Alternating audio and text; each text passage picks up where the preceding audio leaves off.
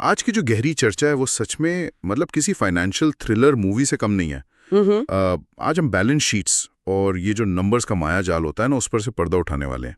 बिल्कुल। और ये समझना बहुत जरूरी है कि जो नंबर्स हमें हर क्वार्टर दिखाए जाते हैं, क्या वो सच होते हैं या फिर उनके पीछे कोई इल्यूजन, कोई बड़ा जादू किया गया है। सही कहा। और इस राज को खोलने के लिए आज हमारे पास कुछ बहुत ही ज़बरदस्त सोर्सेज हैं। हमारे पास बजाज फिनसर्व का एक बेहतरीन आर्टिकल है जो रेड फ्लैग्स पकड़ने की बात करता है। साथ ही गैरी जिरो की मशहूर किताब earnings magic and the unbalance sheet के कुछ किस्से हैं।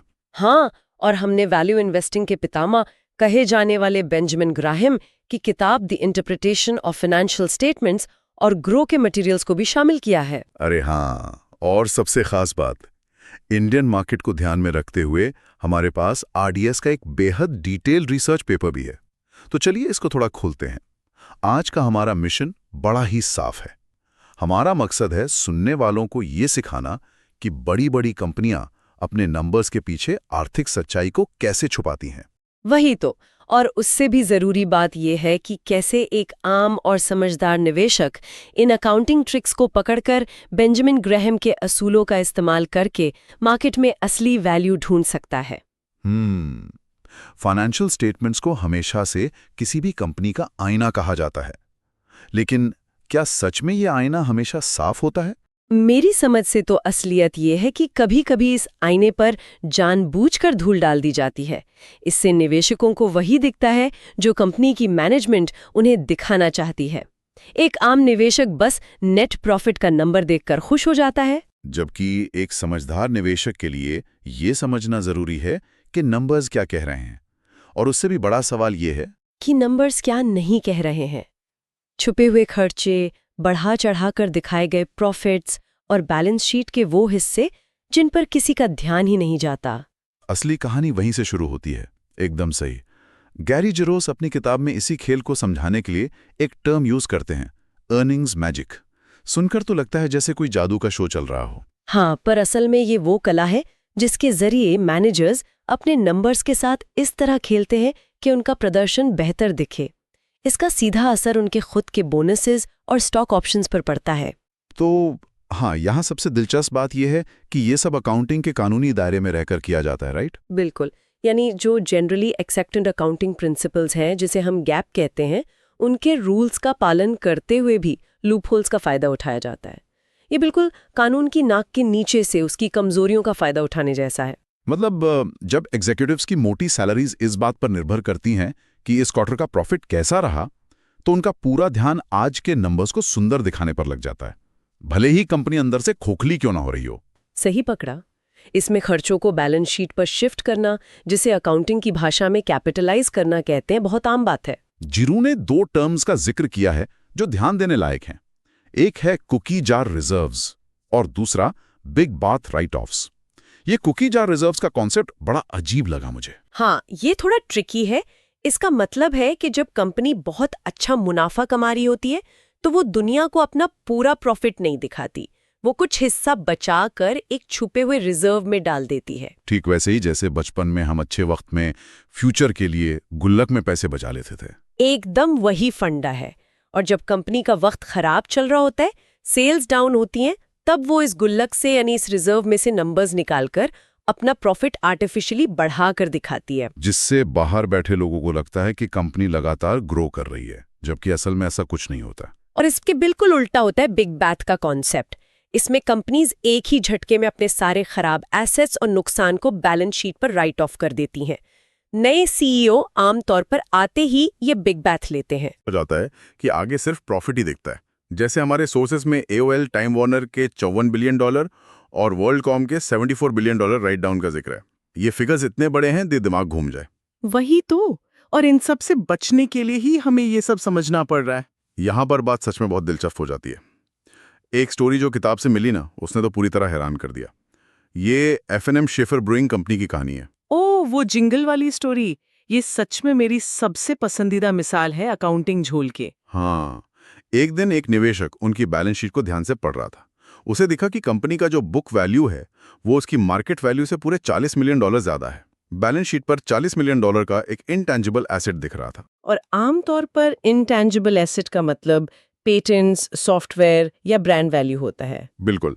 तो उस निवेशक ने डिटेल जानने के लिए कंपनी के ट्रेजरर को कॉल किया और पूछा कि भाई ये $40 मिलियन का एसेट आखिर है क्या? तो जवाब मिला कि वो उनका एक जिंगल था, एक गाना जो वो अपने टीवी और रेडियो एड्स में बजाते थे। ये सुनकर किसी को भी मजाक लगेगा। एक गाने को $40 मिलियन का एसेट दिखा दिया। इसे फाइनेंशियल दुनिया में वाटर्ड स्टॉक्स कहते हैं। वाटर्ड स्टॉक्स, ये थोड़ा नया टर्म है। ये शब्द उस पुराने जमाने से आया है जब किसान अपने जानवरों को बाजार में बेचने से पहले उन्हें बहुत सारा पानी पिला दिया करते थे। इससे जानवर का वजन टेम्पररी तौर पर ज्यादा दिखता था और उन्हें ज्यादा दाम मिल जाता था। अरे बाप रे! तो शेफर ब्रूइंग कंपनी ने ठीक वही किया। उन्होंने एक गाने को बैलेंस शीट पर दिखा दिया ताकि टोटल एसेट्स की वैल्यू बढ़ा चढ़ा कर दिखाई जा सके। अगर कोई निवेशक नोट्स ध्यान से ना पढ़े तो वो ऐसे वाटर्ड स्टॉक्स में फंसकर अपना पैसा डुबा देगा। इसी अर्निंग्स मैजिक को और आसान तरीके से समझने के लिए हम उस 3 यूट्यूबर्स वाली एनालॉजी की बात कर सकते हैं। ये सच में कॉन्सेप्ट को क्लियर कर देती है। हाँ, चलिए इसको थोड़ा सिंपल करते हैं सुनने वालों के लिए। मान लीजिए 3 नए यूट्यूबर्स हैं, ए, बी और सी। तीनों का हर साल का रेवेन्यू बराबर है, लगभग $500। तीनों ने काम शुरू करने के लिए पहले साल कंप्यूटर्स खरीदे। ए ने खरीदा $2500 का बड़ा कंप्यूटर और बी और सी ने खरीदे $1250 के सस्ते कंप्यूटर्स। यहां तक सब ठीक है। अब आती है अकाउंटिंग की बारी। यूट्यूबर ए और बी ने तय किया कि वो अपने कंप्यूटर की कीमत को 5 साल में डेप्रीशिएट करेंगे, यानी खर्चे को 5 साल में बांटेंगे। ए हर साल $500 का खर्चा दिखाएगा और बी हर साल $250 का। लेकिन यूट्यूबर सी थोड़ा चालाक निकला। उसने सोचा कि वो पहले ही साल में अपने कंप्यूटर की पूरी कीमत यानी $1250 एक ही झटके में राइट ऑफ कर देगा। और यहीं पर सारा खेल बदल जाता है। 2 साल बाद ए का नेट प्रॉफिट 0 दिखेगा क्योंकि 500 कमाए और 500 डेप्रिसिएशन में गए। बी का प्रॉफिट $250 दिखेगा, लेकिन सी, जिसने सारा खर्चा पहले ही साल में निपटा दिया था, उसने 500 कमाए और उस साल खर्चा 0 दिखाया, तो उसका प्रॉफिट पूरे $500 दिखेगा। जबकि तीनों ने वही सेम काम किया है। तीनों के बैंक अकाउंट में कैश फ्लो लगभग सेम है, लेकिन सिर्फ डेप्रिसिएशन की अकाउंटिंग पॉलिसी अलग होने की वजह से सी सबसे ज्यादा प्रॉफिटेबल दिख रहा है। यही वो माया जाल है जिससे हमें बचना है। अगर कोई आम निवेशक सिर्फ इस साल का नेट प्रॉफिट देखेगा तो वो सी पर पैसा लगाने को दौड़ेगा। उसे लगेगा सी सबसे बेस्ट है। लेकिन लॉन्ग टर्म सस्टेनेबिलिटी देखी जाए तो ए और बी ने बेहतर और ईमानदार अकाउंटिंग अपनाई है। इसके अलावा रेवेन्यूज को वक्त से पहले रिकॉर्ड करना या आने वाले खर्चों को अगले साल पर टाल देना भी आम ट्रिक्स है, जिसके बारे में हर निवेशक को सावधान रहना चाहिए। तो अब सबसे बड़ा सवाल ये उठता है कि इस इल्यूजन से बचा कैसे जाए। यहाँ एंट्री होती है वाया नेगेटिव अप्रोच की। ये सच में एक बहुत ही पावरफुल कॉन्सेप्ट है। इसका मतलब है कि सही चीज ढूंढने से पहले जो चीज पक्का गलत है उसे हटा दो। हम शुरुआत में गार्बेज को यानी कचरे को अपने रास्ते से हटा रहे हैं। और इस कचरे को पहचानने के लिए हमें वार्निंग्स चाहिए, जो हमें मिलती हैं बजाज फिनसर्व के आर्टिकल से। इन्होंने 9 रेड फ्लैग्स यानी खतरे के संकेतों का जिक्र किया है। जैसे सबसे बड़ा रेड फ्लैग, अगर किसी कंपनी का प्रॉफिट मार्जिन लगातार बढ़ रहा है लेकिन उसकी टोटल सेल्स गिर रही हैं। आमतौर पर लोगों को लगता है कि वाह प्रॉफिट बढ़ रहा है, लेकिन सोचिए अगर कंपनी का सामान मार्केट में बिक ही नहीं रहा है तो मुनाफा लगातार कैसे बढ़ सकता है? वही तो, ये आमतौर पर तभी हो सकता है जब कंपनी बेहद एग्रेसिवली कॉस्ट कटिंग कर रही हो, एम्प्लॉइज निकाल रही हो या अपने अकाउंटिंग मेथड्स में हेराफेरी कर रही हो। दूसरा बड़ा रेड फ्लैग है अनसोल्ड इन्वेंट्री यानी बिना बिका हुआ सामान और डेटर्स का लगातार बढ़ना। अगर गोडाउन में सामान पड़ा है मतलब वो बिक नहीं रहा है, और अगर डेटर्स बढ़ रहे हैं मतलब कंपनी सेल्स तो दिखा रही है लेकिन मार्केट से पैसा वापस नहीं आ रहा है। ये तो सीधे सीधे बैड डेट्स या डूबते हुए कर्ज का इशारा है। लेकिन एक आम निवेशक इन चीजों को पकड़े कहां से? बजाज फिनसर्व का आर्टिकल विंडो ड्रेसिंग की भी बात करता है। ये विंडो ड्रेसिंग का चक्कर क्या है? विंडो ड्रेसिंग का सीधा मतलब है दुकान को बाहर से सजाना जबकि अंदर कचरा भरा हो। फाइनेंशियल ईयर खत्म होने के ठीक पहले बैलेंस शीट को सुंदर दिखाने के लिए कुछ अजीब ट्रांजैक्शंस किए जाते हैं, जैसे अचानक से क्वार्टर एंड पर सेल्स का बढ़ जाना, या फिर अकाउंटिंग मेथड्स में अचानक बदलाव करना, जैसे इन्वेंट्री वैल्यूएशन का तरीका बदल देना। और सबसे जरूरी बात, जहां आम निवेशक धोखा खाता है, वो है ऑडिटर की रिपोर्ट। ये रिपोर्ट इतनी बोरिंग होती है कि लोग सीधे स्किप कर देते हैं, और वही सबसे बड़ी गलती होती है। ऑडिटर की रिपोर्ट के जो नोट्स टू अकाउंट्स होते हैं, वहां उन्होंने दबे शब्दों में लिखा होता है, अगर कंपनी में कोई झोल हो। रिलेटेड पार्टी ट्रांजैक्शंस को पढ़ना बहुत जरूरी है। जहां ट्रांसपेरेंसी नहीं है, वहां खतरा जरूर है। तो वाई नेगेटिव अप्रोच यूज करके हमने कचरे को हटा दिया, पर बची हुई कंपनीज में से एक सॉलिड निवेश कैसे ढूंढा जाए? यहां आते हैं बेंजामिन ग्रेहम के डिफेंसिव इन्वेस्टिंग प्रिंसिपल्स। ग्रो का आर्टिकल और ग्रेहम की किताब इस पर बहुत अच्छी रोशनी डालती है। सबसे पहले ये समझते हैं कि एक डिफेंसिव इन्वेस्टर होता कौन है।